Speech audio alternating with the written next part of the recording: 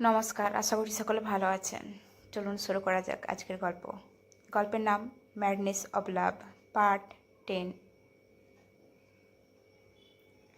কিছুদিন এইভাবেই কেটে যায়, আর আশিকা এখন ওই বিড়ালের সাথে এত ক্লোজ হয়ে গিয়েছিল যে ও নিজের ঘুমানোর সময়েও নিজের কাছেই রাখত। আর ওর জেদের কাছে চার্বিকও কিছু করতে পারছিল না। আশিকার এখন আর কোনো দিকে মনোযোগ নেই। ওর শুধু পুরো সময় বিড়ালকে নিয়েই কাটত।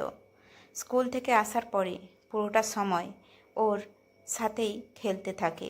এমনকি ও ওই বিড়ালের বাচ্চার জন্যে চারদিকের থেকেও দূরত্ব বানিয়ে নিয়েছিল।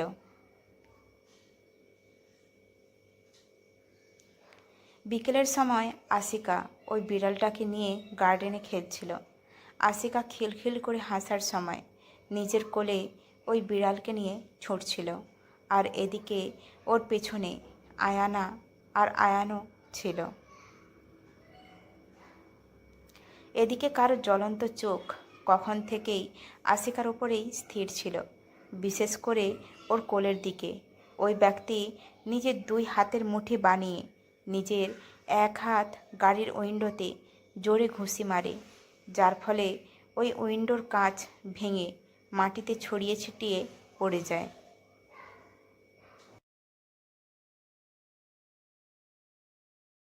এই সময় চারদিকের গভীর নীল চোখে অদ্ভুত ভাব ছিল।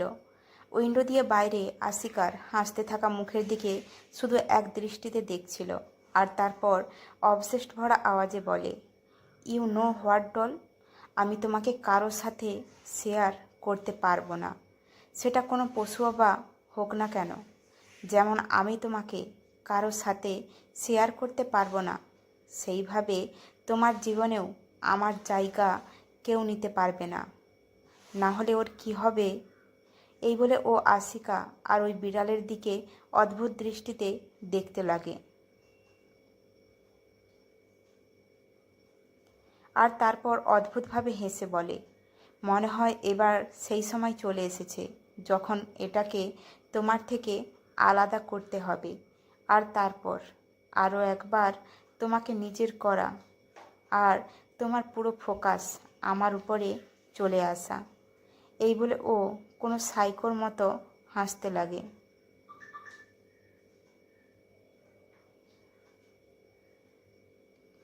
রাতের সময়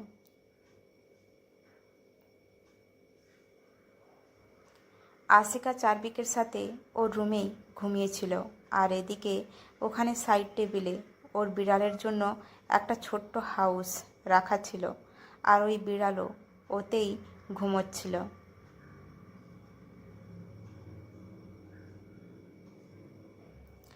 তখনই অর্ধেক রাতে আশিকার ঘুম ভেঙে যায়, আর ঘুম ভাঙতেই ও বাথরুম করার জন্য চলে যায়। ও চলে যেতেই চারবিকেরও ঘুম ভেঙে যায়। ও যখন আশিকাকে নিজের কাছে দেখতে পায় না, তো ও একটু ঘাবড়ে যায়।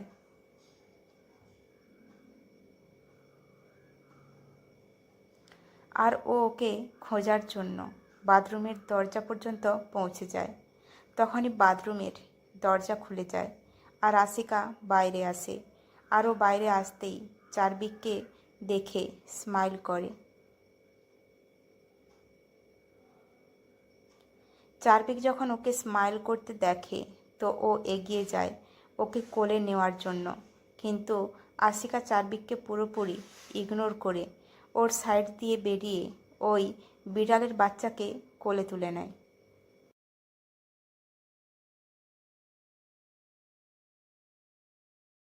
আর ওই বিড়ালের বাচ্চাকে দেখার সময় বলে, আরে তুমি এখানে কেন এলে? আমি তো নিজেই চলে আসতাম, তাই না? চারবিক যখন দেখে যে ওই বিড়ালের বাচ্চাটার জন্য আশিকা ওকে পুরোপুরি ইগনোর করে দিল, তো ওর চোখ রাগে লাল হয়ে যায়। আর ওই বিড়ালের বাচ্চার দিকে অদ্ভুতভাবে দেখার সময় নিজের মনে বলে, আমি ভাবছিলাম আমি তোমাকে বাঁচার জন্য আরও 2-3 দিন দিয়ে দেব, কিন্তু মনে হয় তোমার যাওয়ার সময় আজকেই চলে এসেছে, কারণ তোমার জন্য আজকে প্রথমবার আমার ডল আমার দিকে ধ্যান দিল না।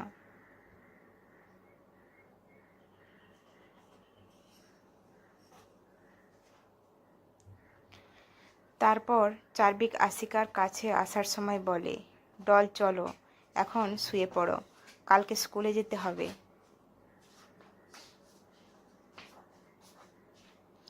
আশিকা ওর কথা শুনে ওই বিড়ালের বাচ্চাটাকে ওর জায়গায় রেখে নিজে ব্ল্যাঙ্কেটের ভেতর ঢুকে যায় আর চার্বিক ওর পাশে এসে শুয়ে পড়ে। কিছু সময়ের মধ্যেই আশিকা আবার গভীর ঘুমে চলে যায় আর ও ঘুমিয়ে যেতেই চার্বিক তৎক্ষণাৎ চোখ খুলে ফেলে। কিছু সময় পরে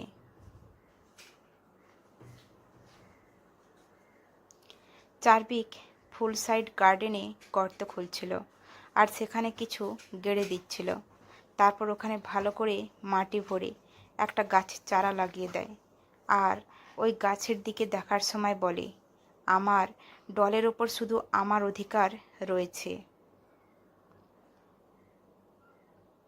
তোমার আমি ছাড়া আর অন্য কোনো জিনিস পছন্দ করার অনুমতি নেই। আমি ওই সব জিনিসকে অদৃশ্য করে দেব যা আমাকে ছাড়া তোমার পছন্দ হবে। এই বলে ও পাগলের মতো হাসতে লাগে। এদিকে মাধুরীর ঘুম আসছিল না। উনি জানালা দিয়ে চারদিকের প্রতিটা কাজ ভালো করে দেখতে পাচ্ছিল আর উনি এসব দেখে একবারে ভয় পেয়ে যায়। চারদিকের রুমে চার্বিক খুব আরাম করে গুনগুন করতে করতে রুমের ভেতরে আসে। আর ও যখনই রুমের ভেতরে আসে তখনই হঠাৎ করে ওর রুমের লাইট অন হয়ে যায়। রুমের লাইট অন হয়ে যেতেই চার্বিকের চোখ বন্ধ হয়ে যায় আর তারপর ও ধীরে ধীরে নিজের চোখ খোলে আর পেছন ঘুরে দেখে তো কোল্ড ভয়েসে বলে, এত রাতে তুমি আমার রুমে কি করছো? মাধুরী ওর কোনো কথার উত্তর না দিয়ে ওর কাছে আসে আর ওকে জোরে থাপ্পড় লাগিয়ে দেয়। তারপর প্রায় চিল্লিয়ে বলে, তুমি ওই নিষ্পাপ পশুটাকে মেরে দিলে আর আমার মায়ের সাথে যা কিছু হয়েছে তার পেছনে তোমারই হাত ছিল, তাই না? সত্যি সত্যি বলো আমাকে।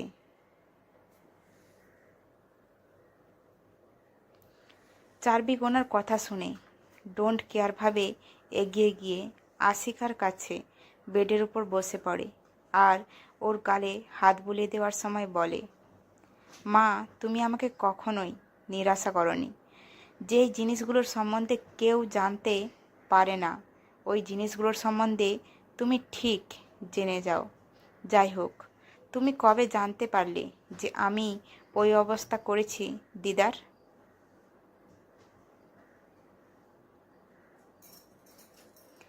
মাধুরী চার্বিকের কথা শুনে ওখানেই মেঝেতে বসে পড়ে আর নিজের মাথায় হাত দিয়ে বলে, তুমি সত্যি পাগল, তোমার চিকিৎসার প্রয়োজন রয়েছে। এটা আমার ভুল যে আজ পর্যন্ত তোমার এইসব বিহেভিয়ারকে ইগনোর করেছি, কিন্তু এখন আমি বুঝতে পারছি যে তোমার মতো সাইকোর সাথে কি করতে হবে।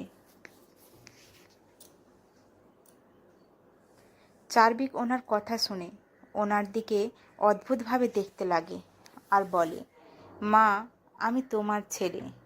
তুমি কি একটুও ভালোবাসো না আমাকে, যার জন্য তুমি আমাকে পাগল, সাইকো এরকম নাম দিচ্ছ? আর যাই হোক, আজকে তোমার মায়ের যেই অবস্থা হয়েছে তার জন্য দোষী সে নিজেই। সে আমার ডলকে আঘাত করেছিল, তাহলে আমি তাকে এইভাবেই কিভাবে ছেড়ে দেই?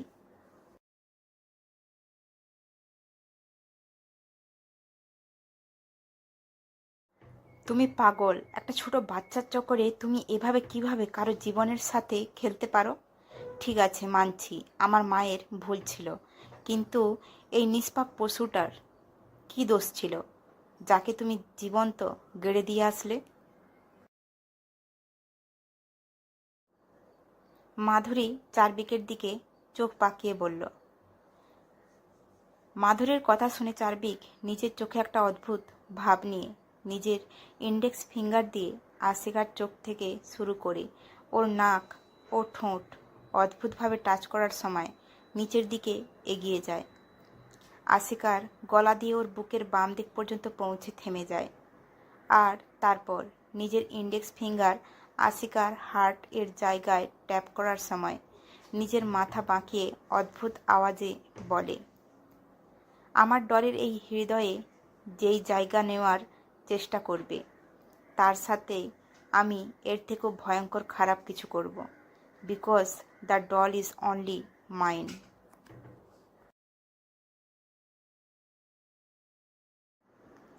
মাধুরী ওর কথা শুনে চিল্লিয়ে বলে, ও কোনো ডল না, ওর নাম প্রমাণ করে যে ও মানুষ, ও কোনো খেলনা না। আর আমি তোমাকে ওর সাথে কখনো খেলতে দেব না, আমি ওকে তোমার থেকে আলাদা করে দেব। চার্বিক ওর মায়ের কথা শুনে হাসতে লাগে আর বলে, মনে হয় আমি যা বলেছিলাম তুমি ঠিকভাবে শোনোনি। ঠিক আছে, কোনো ব্যাপার না, আমি আমার কথা দ্বিতীয়বার রিপিট করছি যাতে তুমি ভালোভাবে মনে রাখতে পারো। তোমার সামনে শুয়ে থাকা ডলের ভ্যালু আমার জীবনে কী।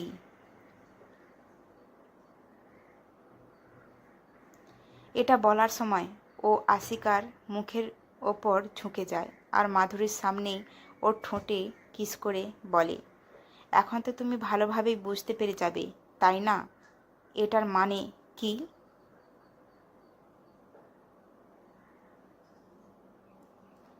মাধুরী চার্বিকের কথা শুনে রেগে নিজের জায়গা থেকে উঠে দাঁড়িয়ে পড়ে আর বলে, তুমি এই কথাটা 3 বছর আগে বলেছিলে, কিন্তু আমার মনে হয়েছিল যে তুমি শুধু মজা করছো, কিন্তু আমি জানতাম না যে তুমি এখনও একটা ছোট বাচ্চাকে নিয়ে নিজের মাথায় এত নোংরা চিন্তা রাখো। তুমি এখন 18 বছরের হয়ে গেছো আর ও শুধুমাত্র 8 বছরের। এখন থেকে ওকে নিয়ে এত নোংরা জিনিস নিজের মাথায় কিভাবে আনতে পারো? তোমার ভেতরে কি লজ্জা বলে কোনো জিনিস নেই? আর এমনিতেও সম্পর্কে ও তোমার বোন হয়, আমরা ওকে আমাদের নাম দিয়েছি, তোমাদের দুজনের সম্পর্ক কখনো হতে পারে না।